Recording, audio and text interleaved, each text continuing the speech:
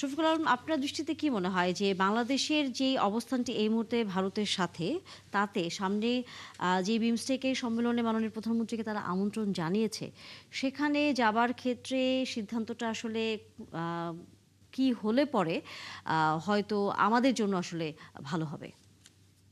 না, বাংলাদেশ তো আসলে পরশুদিন যে স্টেটমেন্টটা দিল সেখানে তো অলমোস্ট বলেই দিয়েছে যে তারা সেখানে যাবে না।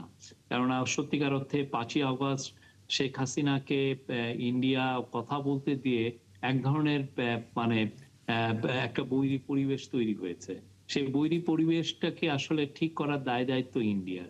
আর আরেকটা জিনিস, প্রাইম মিনিস্টারকে যখন দাওয়াত করা হয় তখন তাকে দাওয়াত করা হয়েছিল যে উনি বিমস্টেকের চেয়ারম্যান হিসেবে, ওনাকে ইভেন বাংলাদেশের প্রাইম মিনিস্টার হিসেবে বলাও হয়নি। তা আপনি বিমস্টেকের চেয়ারম্যান হিসেবে যদি উনি ওইখানে যান, তাহলে সমস্যা যেটা হয় যে ওইখানে বিমস্টেকের আলাপগুলোই উনি করতে পারবেন। কেননা ওনার তখন আর একটা হলো, বিমস্টেকের যারা মেম্বার স্টেট তাদের থেকে ওনার এক ধরনের জানাতে হয় যে যে আমি ওইখানে যাচ্ছি, আমি এই প্রতিষ্ঠা এই গ্রুপিংটাকে রিপ্রেজেন্ট করব। তো এটাও তো ঠিক না। মানে ওনাকে যদি আপনি ফুল ভালোভাবেই প্রথমেই যদি দাওয়াত দিতেন যে বাংলাদেশের প্রাইম মিনিস্টার আপনি একটা স্টেট ভিজিট করেন বাইলেটারাল, আমরা অধীর আগ্রহে আপনার জন্য অপেক্ষা করছি।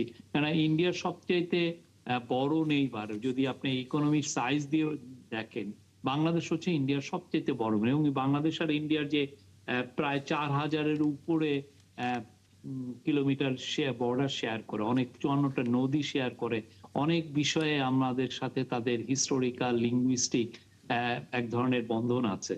তো এই জায়গাগুলো তাদের কাছ থেকে তো এটা আশা করা যায়। আর একটা হচ্ছে যে তারা আপনার কাছে কি সত্যি মনে হয় যে ভারত এই যে একদিকে মুখে আমি বলছে বলি তারা আমি বলি বাংলাদেশের সাথে সম্পর্ক ভালো করতে চায়, কিন্তু একই সাথে তারা আবার হাসিনাকে নানা রকম কর্মকাণ্ড করার সুযোগও দিচ্ছে?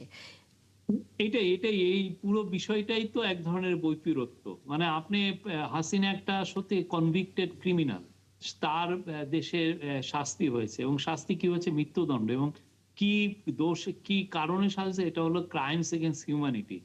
সে আমাদের জুলাই আগস্টে যে ম্যাসাকার হয়েছে সেটার অর্ডার উনি দিয়েছিলেন, এবং এটার একদম আহ, জ্বলন্ত প্রমাণ আপনি সব আছে যে উনি ফোনে বলছেন, অর্ডার দিচ্ছেন, সেটার প্রমাণটাও আছে।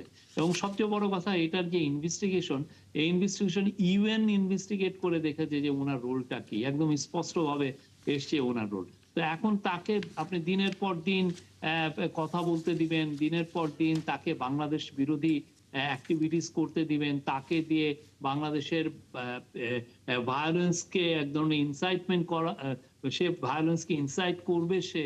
তাহলে তো বাংলাদেশের ক্ষেত্রে তো সত্যিকার অর্থে বাংলাদেশ অবশ্যই চায় ইন্ডিয়ার সাথে একটা ভালো সম্পর্ক, কিন্তু সম্পর্ক তৈরি করতে হলে তো কিছু কিছু জিনিস, আপনার কনফিডেন্স বিল্ডিং মেজার তো নিতে হয়।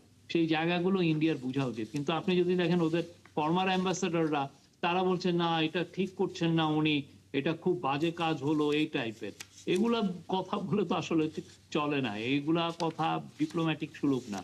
আপনি দেখবেন যে বাংলাদেশকে সাথে trust and confidence build up করতে হলে কি কি সমস্যা তৈরি হয়েছে সেগুলো দূরীভূত করতে হবে। বাংলাদেশের আপনি গত বছর, আপনার কাছ থেকে একটু জানতে চাই, আপনার কাছে কি মনে হয় ভারতকে আদৌ আসলে আমাদের সাথে সম্পর্ক স্বাভাবিক করতে চায়, নাকি না, তারা এক ধরনের আমাদের স্বাভাবিক সাথে, কারণ করতে আমরা চায় এই হাসিনাকে রেখে। জি। তারা হাসিনাকে তাদের মতো কথা বলতে দিবে একদিকে, আবার সে সম্পর্ক রাখতে যায়, এটা তো আসলে হয় না। আপনি হাসিনাকে এক ধরনের, আপনার তাদের একটা ডিসিশনে আসতে হবে। তারা কি হাসিনাকে অনেকে বলছে তারা ট্রাম্প কার্ড হিসেবে ব্যবহার করছে এই বিষয়টাকে। সেটা তাহলে তাহলে সেক্ষেত্রে যে অবস্থায় আছে থাকুক। আমাদের প্রাইম মিনিস্টার ওইখানে যাওয়ার দরকারই বা কি? আমরা তো তাদের সাথে ভালোই ট্রেড করছি।